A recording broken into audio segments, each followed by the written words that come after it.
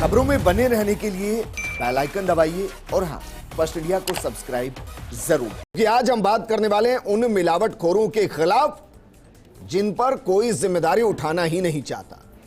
सवाल यह, क्या सच में कोई गंभीर है? क्या सच में मिलावट कोई अपराध मानता भी है या नहीं? क्या मिलावटखोरों में सजा का डर है या नहीं? या फिर शुद्ध के लिए युद्ध अभियान एक रवायत भर है जिसे साल में 2 से 4 बार निभा लिया जाए और बता दिया जाए कि हां, सिस्टम सोया नहीं है। आज सवाल यही है कि जो जानबूझकर मिलावट करते हैं, क्यों ना उनको फांसी दे दी जाए, क्यों ना उनको सलाखों में डाल दिया जाए, क्यों ना उन पर हत्या का मामला दर्ज कर दिया जाए, और हत्या ना सही, कम से कम गैर इरादतन हत्या का मामला तो दर्ज हो। क्यों इन पर प्रावधान के मुताबिक लाखों का जुर्माना नहीं? क्यों इनको उम्र कैद की सजा नहीं? क्यों हर साल हजारों सैंपल लिए जाते हैं? क्यों उन सैंपल में से 30% दोषी पाए जाने पर भी सजा नामात्र को होती है? और क्यों शुद्ध के लिए युद्ध अभियान चलाते हैं, जबकि शुद्ध भोजन हर दिन की जरूरत, तो फिर हर दिन एक्शन क्यों नहीं? आज सवाल यही है कि मिलावटखोरों को मौत क्यों नहीं दी गई?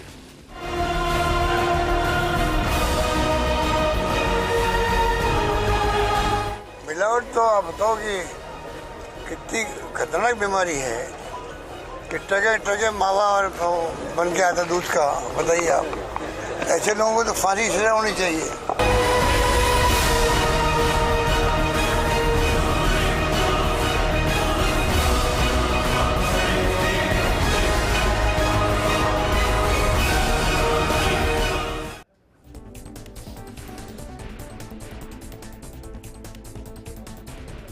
सोचिए जरा, लिए गए सैंपल में हर तीसरा सैंपल मिलावटी है तो हालात क्या हो चले होंगे? स्थिति कितनी गंभीर होगी? जिंदगियां खतरे में हैं, शरीर बीमारियों की जद में है और सिस्टम रवायतें निभाने में लगा हुआ है। ना हमारे पास एफएसओ है और ना ही तंत्र है, तो फिर कैसे मिलावटखोरों को पकड़े, कैसे सजा दें, कैसे डर पैदा करें? आज बात इसी मुद्दे पर, और इस पर बात करने के लिए बेहद खास पैनल हमारे साथ मौजूद है। हमारे साथ मौजूद हैं कांग्रेस नेता राजेंद्र अग्रवाल जी, बीजेपी नेता शैलेंद्र गुर्जर जी, उपभोक्ता मामलों के जानकार अनंत शर्मा जी और retired officer IAS Jagroop Yadav ji, जो कि कलेक्टर भी रह चुके हैं। बात करें उससे पहले आपको जमीनी हकीकत जरा समझाते हैं और बताते हैं कि मिलावट अब तक किस तरीके से जानलेवा साबित हो चुकी है, कैसे जिंदगियों को खतरे में डाल चुकी है। ग्राफिक्स के जरिए सबसे पहले आपको आंकड़ों के जरिए समझाते हैं कि अभी तक की स्थिति हो क्या चली है। 15 मार्च को जरा देखिए, पाली के शिवपुरा मोड़ावास में जहरीला पानी पीने से एक की मौत हो गई, कई बीमार हो चुके हैं। बात अगर करें 8 अप्रैल की, दौसा के नांगल में सरकारी स्कूल में मिड डे मील खाने से 22 बच्चों की बीमार हो गए। 9 मई को पाली के सोजत रोड धुंधाला गांव में बारात में फूड पॉइजनिंग का मामला सामने आया। 11 मई को दौसा के नामोलाव गांव में घटना घटी। 12 मई को ही बीकानेर के लूणकरणसर बड़ेरण गांव में रायता पीने से 300 बाराती बीमार हो गए। तो ये दरअसल हम आपको हकीकत दिखा रहे हैं, और इससे बड़ी हकीकत और भी है, क्योंकि जिस तरीके के आंकड़े सामने आते हैं वो और भी डराने वाले हैं। अब आपको बताते हैं कि 3 महीने की मिलावटी सच्चाई क्या है। जरा देखिए, 1 जनवरी से 10 मार्च 2022 तक कुल 4982 नमूने लिए गए हैं। 4935 नमूने जांच के लिए जन स्वास्थ्य प्रयोगशाला भेजे गए। 3766 नमूनों की जांच में से 1088 मिलावटी मिले, यानी हर तीसरा सैंपल अशुद्ध मिला, मिलावटी मिला है। कार्रवाई कितने पर हुई, यह अपने आप में एक गंभीर सवाल है, बड़ा सवाल है। लेकिन 3 महीने ही नहीं, आंकड़े 3 साल के भी देखिए कि 3 साल की हकीकत राजस्थान के अंदर क्या है। जरा देखिए, 3 सालों के अंदर कितने आंकड़े ऐसे हैं जो सामने आए। 4631 नमूने मिलावटी पाए गए, 22,000 के आसपास सैंपल लिए गए थे। मिलावटी प्रकरणों में से 2733 प्रकरणों में न्यायालय में चालान पेश हुआ, यानी कि केवल 50% में चालान पेश किया गया। न्यायालय द्वारा उक्त प्रकरणों में से 935 प्रकरणों को ही एक तरीके से सजा दी गई और उन पर 1,82,91,995 रुपए का दंड लगाया गया, यानी कि 10 से 15% पर ही कार्रवाई हुई। और शायद ये एक बड़ी वजह कि कोई डर नहीं है। अब आपको एक ऐसी रिपोर्ट दिखाते हैं जो राजस्थान की हकीकत को बताएगी कि क्यों हम कह रहे हैं कि आपकी जिंदगी खतरे में है। FSAI उसकी रिपोर्ट क्या कहती है, जरा देखिए। स्टेट फूड सिक्योरिटी इंडेक्स 2020-21 का यह आंकड़ा है। 20 बड़े राज्यों में राजस्थान अंकों के साथ 18वें पायदान पर है। गुजरात में राजस्थान से 500% ज्यादा एफएसओ लगे हुए हैं फूड सिक्योरिटी ऑफिसर। 72 अंकों के साथ गुजरात इस इंडेक्स में पहले स्थान पर रहा। राजस्थान की कुल आबादी गुजरात से 13.5% ही ज्यादा है, बहुत ज्यादा अंतर नहीं है। लेकिन गुजरात में 300 एफएसओ लगे हैं और राजस्थान में सिर्फ 50 एफएसओ लगे हैं। जरा सोचिए किस तरीके से वो काम करेंगे, जिन पर 8 करोड़ आबादी को शुद्ध भोजन देने की जिम्मेदारी, मिलावटखोरों पर कार्रवाई करने की जिम्मेदारी, यानी कि लगभग 16 लाख लोगों पर सिर्फ एक एफएसओ लगा हुआ है। कहां से जांच होगी, कहां से उनको सजा होगी? तो सजा भी आपको बताते हैं कि सजा के प्रावधान कैसे हैं, इसको भी जरा समझने की कोशिश कीजिए। क्योंकि खाद्य सुरक्षा और मानक अधिनियम 2006 में सजा का प्रावधान किया गया है, मिलावटखोरों पर सजा का प्रावधान किया गया है। और सजा का प्रावधान क्या है यह भी जरा समझिए, क्योंकि ऐसा नहीं है कि सजा बहुत हल्की है। मिलावटखोरों पर 10 लाख तक का जुर्माना लगाया जा सकता है। लेकिन सवाल यह कितने ऐसे हैं जिन पर 10 लाख का जुर्माना लगा है? 6 महीने से लेकर उम्र कैद तक की सजा का प्रावधान रखा गया। कितने ऐसे हैं जिनको 6 महीने की मान ली जाए तो सजा दी गई है? आज तक ना के बराबर लोगों पर 10 लाख का जुर्माना लगा है और ना के बराबर ही लोग हैं, या मैं कहूं कि कोई नहीं है जिसको मिलावट के मामले में उम्र कैद की सजा सुना दी गई हो। तो सवाल फिर यही खड़ा होता है कि कानून क्या करेगा जब एफएसओ नहीं है? मिलावट आपके घर तक पहुंचेगी, आपको जद मिलेगी और आपकी जिंदगियों से खिलवाड़ होता रहेगा। और इस पर बात करने के लिए बेहद खास पैनल हमारे साथ मौजूद है। जगरूप यादव जी, शुरुआत सर मैं आपके साथ करना चाहूंगा, क्योंकि जो आंकड़े मैंने दिखाए जमीनी हकीकत समझ में आती है। जब 16 लाख लोगों पर एक एफएसओ होगा तो कहां से जांच होगी और कहां से शुद्ध पेय के लिए युद्ध अभियान पूरा होगा? मेरा सवाल यह है कि इन आंकड़ों को दुरुस्त क्यों नहीं किया जाता? किसी का ध्यान भी है, सिर्फ रवायत है? देखिए विजेंद्र जी, आपने जो आंकड़े दिखाए उनमें 2-3 विश्लेषण करने की बात है। 2-3 पहलू बहुत महत्वपूर्ण हैं। ये बात सही है कि राजस्थान में फूड सेफ्टी ऑफिसर्स और विभाग इसके लिए जो जिम्मेदार हैं, उसमें मैं समझता हूँ लॉजिस्टिक सपोर्ट जो होना चाहिए वो कम है और नहीं के बराबर है, नगण्य प्राय है। और ये मैं समझता हूँ कि संबंधित विभाग जो चिकित्सा विभाग है, उसके जो फूड इंस्पेक्टर्स होते हैं उनकी भी संख्या में कमी है। वेट्स एंड मेजर्स का जो काम करते हैं, जैसे कम तोलने वगैरह का, तो वो उसकी भी कमी है। 3 तरह के मामले इसमें फूड सेफ्टी एक्ट के तहत कवर होते हैं। एक तो वो मामले होते हैं जो स्पूरियस होते हैं, जिसमें जैसे जो प्रोडक्ट पे दिखाया गया वो चीज़ नहीं होती, और कुछ जैसे पेटेंट या लेबलिंग ठीक नहीं होती या लेबलिंग मिस लेबलिंग होती है, तो ऐसे मामले आपराधिक श्रेणी में नहीं आते। लेकिन जो अनसेफ मामले होते हैं, ये 3 श्रेणी के मामले होते हैं। तो आपने बताया कि 935 में न्यायालयों ने सजा का प्रावधान दिया। तो यूजुअली जहां अनसेफ के अलावा जो मामले हैं वो क्रिमिनल नेचर के नहीं होते, तो उनको राजस्व न्यायालयों में मैं समझता हूँ, जयपुर में जैसे एडीएम्स को ये पावर दे रखी है, तो सामान्यतः जुर्माना कर दिया जाता है। जुर्माने में अभी जैसे विवेक का इस्तेमाल नहीं करें, जो अधिकतम जुर्माना प्रावधित है वो मैं समझता हूँ उसमें करना चाहिए। कतिपय अधिकारी करते हैं, कतिपय उसमें से कम भी करते हैं जी। साथ में जो अनसेफ मामले होते हैं वो दरअसल में गंभीर होते हैं। जैसे आज आप देख सकते हैं कि कोई भी जो खाद्य पदार्थ है, खासतौर से मसाले ले लीजिए, पनीर ले लीजिए, दूध ले लीजिए, दूध यूरिया से बन रहा है, मसालों में विभिन्न तरह के प्रोडक्ट, दालों में आप कोई भी प्रोडक्ट ले लीजिए, तो उसमें जैसे मैं समझता हूँ कि जो एक असुरक्षा, और मैं समझता हूं, सर मैं तो बहुत सीधा सवाल कर रहा हूं, जो भी मिलावट कर रहा है उसको उम्र कैद दे दीजिए। गैर इरादतन हत्या ही हो गई ना, वो जानबूझ कर रहा है। अभी राजस्थान सरकार ने इसमें एक्ट में 2006 के में इसमें संशोधन किए हैं, व्यापक संशोधन किए हैं, इसमें स्ट्राइजेंट प्रोविजन डाले हैं जिसमें उम्र कैद अनिवार्य की गई है। और मैं समझता हूं कि इससे कानून का प्रवर्तन है, यदि वो ठीक से होगा तो गालिबन बेहतर परिणाम दस्तयाब होंगे। अनिल शर्मा जी, जरा मुझे बताइए सर, कितनों को उम्र कैद अभी तक हो चुकी है? मुझे तो डर दिखाई देता नहीं, इसलिए चाहे होली हो या दिवाली हो, खुलकर मिलावट होती है। बिल्कुल आप ठीक बात कह रहे हैं। व्यापारियों में इस बात को लेकर कोई भय नहीं है। जो लोग मिलावट कर रहे हैं वो अगर पकड़े जाते हैं दूसरे नाम से फिर काम शुरू कर देते हैं, कोई बड़ी सज़ा नहीं होती, उनको लगता है कि सब चीज़ें मैनेज हो जाती है, व्यवस्था का एक हिस्सा है। और उसी का कारण है कि मिलावट पर अंकुश बावजूद ही शुद्ध के युद्ध जैसे अभियान के लग नहीं पा रहा है। हर स्तर पर मैं बात करना चाहूँगा कि कमी है। एक और जहाँ कानूनों को कमज़ोर बनाया गया है, पहले के मुकाबले प्रिवेंशन फूड एडल्ट्रेशन एक्ट के टाइम जो कानून था उसमें जो सजाएं थी उल्टा सख्त करने के नाम पर ये देखने में आया कि कई कानूनों को कमज़ोर किया गया है। कम जुर्माना लगाकर मिलावटखोरों को छोड़ दिया जाता है, वो लाखों रुपया कमाते हैं मिलावट से और कुछ हज़ार का जुर्माना देकर कर बच जाते हैं, तो इससे उन्हें क्या फ़र्क पड़ेगा। तो एक और जहाँ कानूनों में कुछ कमियां हैं उनको सख्त करने की ज़रूरत है। दूसरी ओर जो नियामक एजेंसियां हैं, जो हमारी लेबोरेटरीज है, जो इंफ्रास्ट्रक्चर है, वो भी बहुत कमज़ोर है और इसकी वजह से मुकाम तक सजा तक हम लोगों को नहीं पहुंचा पाते। ही नहीं है, जांच कहाँ से होगी? लेबोरेटरीज की कमी है। लेबोरेटरीज की कमी है। एफएसओ तो प्रवर्तन करता है, उसकी जांच होती है, वो लेबोरेटरीज में होती है। तो लेबोरेटरीज इस संबंध में हर चीज की, हर प्रोडक्ट की जो लैब जितनी होनी चाहिए जांच के लिए, नमूना जांच वो कम है। और खासतौर से अनसेफ प्रोडक्ट की तो बहुत ही कम है। और उनका चालान करने की प्रक्रिया वो सामान्यतः जो क्रिमिनल प्रावधान होते हैं, जो आईपीसी की धारा 272, 273 के तहत जो प्रावधान होते हैं वो कोर्ट में जाते हैं। ठीक है राजेंद्र बेगवाल जी, सर निरोगी राजस्थान का मतलब समझता हूं कि रोग ना हो, मिलावट को रोक दीजिए, आधे रोग तो वैसे ही खत्म हो जाएंगे, इसको गंभीरता से क्यों नहीं लेते सर?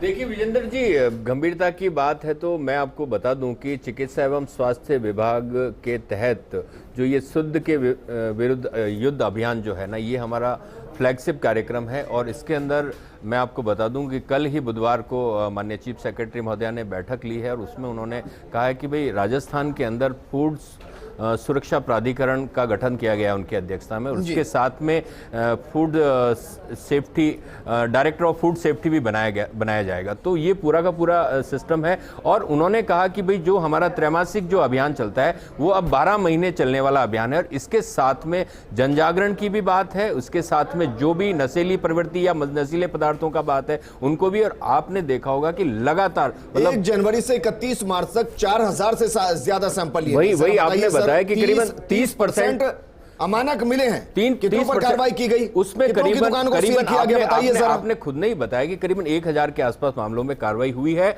और मैं आपको फिर बता दूं सर, मैंने ये नहीं कहा, मैंने ये कहा है आंकड़ों के जरिए कि 1000 से ज्यादा मामले ऐसे हैं जो अनसेफ हैं। तो आप देखिए उनपे कार्रवाई हुई है। मैं आपको बता दूं, आप अगर राजस्थान सरकार की वेबसाइट पे जाएंगे, मुझे बताइए, मैं मई के एंड में बैठा हुआ हूं, 1 जनवरी से लेकर और 26 मई तक कितनी दुकानों को सील किया गया, कितनों को सजा देकर जेल के पीछे डाला गया? बताइए। ये कानूनी प्रावधान है, इसके तहत जो भी मामले कोर्ट में जाते हैं कोर्ट के अनुसार ही कार्रवाई की जाती है। तो आप ये देखिए लगातार मामले, अगर सीधे तौर पर अमानक मिलता है, अशुद्ध कोई सामान मिलता है, क्या हम दुकान को सील नहीं कर सकते? नहीं, जो प्रोडक्ट है मैंने आपको बताया, इसका श्रेणीकरण कीजिए विजेंद्र जी कि इसमें 3 तरह के मामले, एक तो स्पूरियस होता है और एक मिस ब्रांडिंग होती है, एक अनसेफ होता है। अनसेफ मामले में भी आप उसको लोगे, जांच के लिए नमूना जाएगा, संबंधित लैब से आएगा, वो सर्टिफाइड नमूना पास होता है, फेल होता है। फिर अगर मान लीजिए नमूना फेल होता है, ये आता है कि ये पब्लिक उपयोग उपभोग के लिए अनसेफ है, तो ऐसे मामलों में कोर्ट में चालान पेश किया जाएगा और उसको फिर कोर्ट आजीवन कारावास तक दे सकता है। हमारे माननीय मुख्यमंत्री महोदय ने अभी इसको कानून को स्ट्राइजेंट किया, अभी प्राधिकरण पर ये सारे उच्च स्तरीय हैं जिससे समीक्षा हो पाएगी। प्रवर्तन के लिए जो निदेशालय पे संख्या होनी चाहिए, जो प्रवर्तन अधिकारी होनी चाहिए, इंस्पेक्टर होने चाहिए, उनकी व्यापक तौर पे कमी है। मैं समझता हूं कि ये बहुत महत्वपूर्ण मुद्दा है। माननीय मुख्यमंत्री ने भी बहुत चिंता जताई है और आम नागरिक की भी बहुत चिंता है कि अगर आप, और आपकी चिंता भी साझा करते हुए मैं कहना चाहूंगा कि अगर आप शुद्ध खाना मिले और जैसा मानक हैं उसके अनुसार मिले, तो मैं समझता हूं स्वास्थ्य भी बेहतर होगा लोगों का। और एटलीस्ट खाना खा के, फल खा, हम इसलिए खाते हैं कि बीमार नहीं पड़े। 10 सालों में कम से कम मैं 50 डिबेट कर चुका हूं, मुझे कुछ बदलता दिखाई नहीं देता है। आंकड़े हर बार उतने ही डराते हैं। आंकड़ों में मैं ये कहना चाह रहा हूं कि जो आपने बताया कि जैसे 4000 नमूने लिए, 2000 में वस्तु स्थिति ये पाई गई कि वो मानक नहीं थे, उनमें से 935 में आपने दिखाया कि जुर्माना कर दिया, सजा कर दी। तो 3 वो साल का अनसेफ आंकड़ा है सर, कैटेगरी के थे। वो 22,000 में से है, 3 साल का आंकड़ा है सर। नहीं, वो अभी भी जैसे होता है कि जैसे एडीएम्स को जो पावर दे रखी, तो मैं समझता हूं कि इसमें जैसे नमूना जांच के लिए राजस्थान सरकार ने कहा कि भी कोई सूचना देगा तो 51,000 रुपए देंगे। मैं समझता हूं अनंत शर्मा जी जैसे जो उपभोक्ता संगठन है उनको लेना चाहिए, उससे ट्रांसपेरेंसी भी होगी, किसी भी कार्रवाई में ट्रांसपेरेंसी सुनिश्चित होगी। और मैं समझता हूं कि जो भी एनजीओज हैं जो इस दिशा में काम कर रहे हैं, नागरिक समूह हैं, संगठन हैं, उनका भी सहयोग लिया जाना चाहिए, सूचना तंत्र विकसित करना चाहिए। लेकिन ये सब करेगा कौन? करने के लिए जो प्रवर्तन स्टाफ की आवश्यकता है, उसकी सभी राजस्थान में आपने स्वयं ने बताया 50 है। 8 करोड़ की जनता पे 50 लोग, 16 लाख पे एक। हाँ, 16 लाख पे एक। तो कहाँ प्रोडक्ट की सैंपलिंग होगी? सैंपलिंग ठीक से नहीं होगी, फिर जांच भी ठीक से नहीं हो पाएगी। शैलेंद्र गुर्जर जी, खुदा न खास्ता चालान करना पड़े तो किसी चालान पार्टी कौन के करेगा? एजेंडे में है भी या नहीं कि आम आदमी को शुद्ध भोजन मिल जाए? नहीं, बिल्कुल निश्चित ये एक बहुत इंपॉर्टेंट इशू है कि जब तक आप अगर शुद्ध भोजन आप नहीं दे सकते तो ये सरकारों का दायित्व है। आज जैसे राजस्थान में गहलोत सरकार शासन कर रही है, तो गहलोत सरकार जी को शक्ति दिखानी चाहिए थी, इच्छा शक्ति उनकी ऐसी होनी चाहिए, जो कानून बने हुए हैं उन कानून का सख्ती से पालन होना चाहिए। मैं यादव जी बैठे हुए हैं, जिला कलेक्टर भी रहे थे, इन्हीं की मॉनिटरिंग में ये डिपार्टमेंट अभी आता है। आपने कितने रेवेन्यू अधिकारियों को कहा कि उसमें जो प्रावधान दिए गए में up to 10 lakh, may be up to 10 lakh, कितनों ने आज तक सबसे हाईएस्ट फाइनेंसेस किए गए? अगर हाईएस्ट फाइनेंसेस किया होता, आपने फाइन लगाया होता, पेनल्टी लगाई होती, तो निश्चित तौर पे व्यापारियों में डर होता। आप देखिए आज ना व्यापारी में डर है, ना मिलावटखोरों में डर है, अपराध बढ़ते चले जा रहे हैं। तो कहीं ना कहीं ये प्रशासन की, शासन की लापरवाही है। अपराध क्यों नहीं है? साहब देखिए, जब ये food security and standard act बना हुआ है, समुदाय का आदमी जब कानून बना हुआ है विजेंद्र जी, तो पूरी बीजेपी उतर आएगी, सियासत होने लगेगी, 200 लोग बीमार हो जाते हैं, किसको फर्क पड़ रहा है? तो यही मैं आपको बताना चाह रहा हूं, जब कानून बना हुआ है, जब कानून आपका बना हुआ है फूड सेफ्टी स्टैंडर्ड एक्ट, उसमें जेल के भी प्रावधान है, 6 महीने से लेकर आजीवन कारावास तक, लेकिन आज तक उसमें किसी को जेल जाते हुए हमने नहीं देखा है। क्यों? क्योंकि वहां जो व्यवस्थाएं हैं वो, आप बताइए ना, आप देखिए शैलेंद्र गुर्जर जी, बहुत आसान होता है सर विपक्ष में बैठकर आरोप लगा देना। आप मुझे बताइए ना, 13 से 18 के बीच में कितनों को उम्र कैद दिया आपने? ऐसा तो है नहीं कि उस टाइम सैंपल ऐसे ही चलते थे, उस टाइम मिलावट नहीं होती थी। आप कहेंगे मैं पुराने प्रोग्राम निकाल के दिखा दूंगा हमेशा आपको। हुई है, और भारतीय जनता पार्टी ने मिलावटखोरों को, व्यापारियों को दंडित किया है। और मैं जैसे आपको बता रहा हूं, आज आप बताइए, आपने आज शासन जिसका चल रहा है, आप उसी पे बात कर रहे हैं ना कि आज गहलोत सरकार का शासन। आप देखिए एसीडी, आज एसीडी इतनी बढ़िया, आज मैं आपको एक एग्जांपल देता हूं, एसीडी इतना बढ़िया काम कर रही है, रोज अधिकारी कर्मचारियों को अरेस्ट कर रही है, लेकिन आप उसका रिजल्ट क्या है? ना अधिकारियों में खौफ है, ना कर्मचारियों में खौफ है जी। तो अपराध नहीं रुक रहे हैं। अपराध तब रुकते हैं जब शासक शक्ति दिखाता है और वहां न्याय होते हुए दिखता है, जनता में डर होता है। सर कोई परिवर्तन आएगा भी या सारे परिवर्तन हम सिर्फ जुबानी करेंगे, कागजों में करेंगे और बताएंगे कि हाँ मंशा बहुत बेहतर है, करेंगे कुछ नहीं? देखिए विजेंद्र जी, एक मिनट। विजेंद्र जी, आपने शुरुआत में जो ओपनिंग नोट में दिखाया था कि माननीय मुख्यमंत्री ने कहा कि मिलावटखोरी बीमारी है और मिलावट करने वालों को फांसी की सजा होनी चाहिए, तो आप राजस्थान सरकार की, सर? नहीं, अभी आपने मैंने बयान चला है, बयान वीडियो के अंदर 2019 का बयान है वो, सुनिए 22 में जी रहे हैं हम लोग, सुनिए ना। तो उसके बाद में उन्होंने यहां तक किया कि भाई आप कहीं पे भी मिलावटखोरी की शिकायत आती है, 51,000 रुपए का पुरस्कार दिया हुआ है। जनता की भी जिम्मेदारी बनती है कि वो शिकायत करे, और आपको पता है कि लगातार जो भी पकड़ा जा रहा है जनता मिठाई लेने गई। और बिल्कुल आपने जो बात कही कि जनता के साथ जुड़े कांग्रेस प्रवक्ता जी ये कह रहे हैं कि जनता ही अपना स्वयं ख्याल रखे। आपका कहने का मतलब है जनता ही, जब जनता को पता ही नहीं है आइडेंटिटेड चीज है, अरे ये व्यवस्था कानून की, प्रशासन की, राज्य सरकार की है, जिम्मेदारी निभा रही है। तो आप आम जनता पे कैसे डाल सकते हैं? आप राजेंद्र जी आम जनता पे नहीं डाल सकते। आम जनता अपना ख्याल रखे। आप बताइए क्या आप मिठाई लेने जाते हैं? आपको बताइए मिठाई आइडेंटिटेड खाद्य सामग्री लेने जाते हैं? आपको बताइए कि आम जनता पे नहीं थोप सकते। राजेंद्र मेघवाल जी, मेरे 2 सवालों का जवाब दिए। पहले तो ये बताइए कि 2018 से अब तक कितनी भर्तियां की हैं जिनके ऊपर जिम्मेदारी है, चाहे वो एफएसओ या बाकी हो? और दूसरा जरा ये बताइए कितनी प्रयोगशालाओं को आपने सुनिश्चित किया, सुदृढ़ किया है कि मिनिमम टाइम के अंदर सारी जांच हो जाए? जरा बताइए। मैं आपको बता दूं, आपने खुद ने बताया कि एफएसओ की वैकेंसी है राजस्थान में 50 के करीब, और उसके अलावा फूड वैकेंसी नहीं है, मतलब नियुक्त है। नियुक्त के अलावा जितने इंस्पेक्टर हैं वो भी हैं।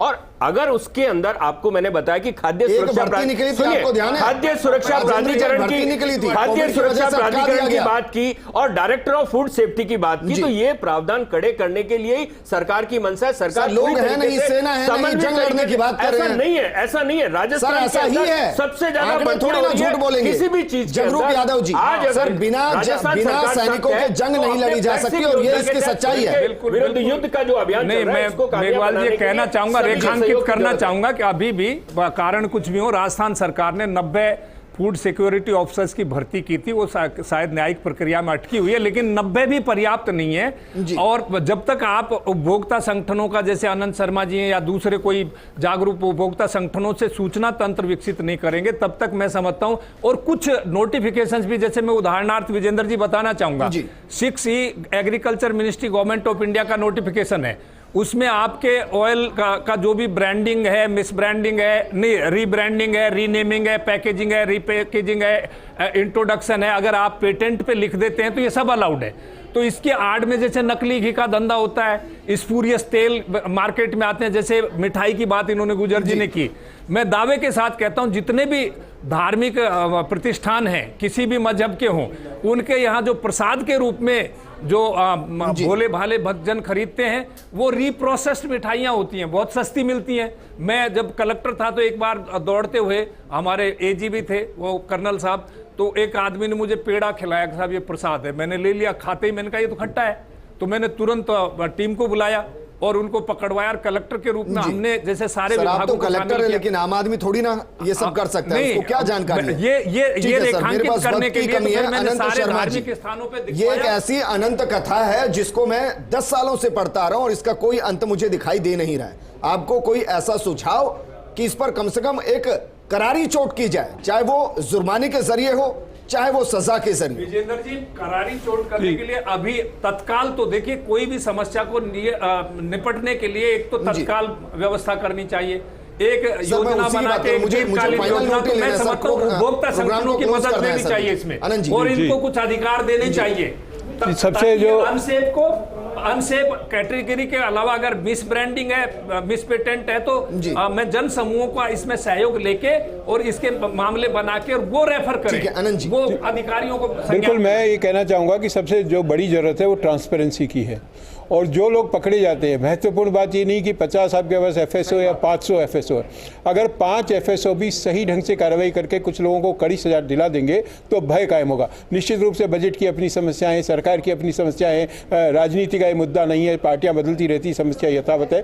प्रश्न ये है कि जो लोग इस प्रक्रिया में जुड़े हैं जी, वो पारदर्शिता के साथ कड़े दंड दिलवाने के लिए अगर काम करेंगे तो भय कायम होगा। और जब तक भय कायम नहीं होगा, हम कितनी भी व्यवस्थाएं कर ले, कैसा भी कानून बना लें, उसमें गलियां निकाल ली जाती है, बचने के रास्ते निकाल लिए जाते हैं, तो जब तक सजा कड़ी नहीं होगी हम इसका लाभ नहीं दे सकते। बीच में हमने कोशिश की थी कि फास्ट ट्रैक कोर्ट के अंदर इसको लाया जाए, लोगों को जल्दी सजा दिलवाई जाए, कड़ी सजा दिलवाई जाए, लेकिन दुर्भाग्य की बात यह है कि राष्ट्रीय स्तर पर भी, केवल प्रदेश की मैं बात नहीं करा, बहुत सारी जगह हम ये देख रहे हैं कि उल्टे व्यापारियों का दबाव इतना होता है, व्यापारिक समूह इस तरह काम करते हैं कि कानूनों को हल्का करवाने की कोशिश करते हैं। जो अपराध की सजा अगर नहीं होगी, आप आर्थिक दंड देंगे तो प्रभाव नहीं होता। अभी आप लीगल मेट्रोलॉजी में देखिए, यही कानून होने जा रहा है, जो पकड़े जाएंगे कम नापतोल करने वाले उनको वो कहते हैं जुर्माना लगाएंगे, सजा नहीं देंगे। जो जुर्माना है उसको बेशक 10 रुपए कर दो, लेकिन सजा वो महत्वपूर्ण, उसका भय होगा, उसके बिना भय नहीं होगा। शुक्रिया हमारे साथ जुड़ने के लिए शैलेंद्र जी, आपका भी शुक्रिया, राजेंद्र जी और जगरूप जी आपका भी शुक्रिया चर्चा में शामिल होने के लिए।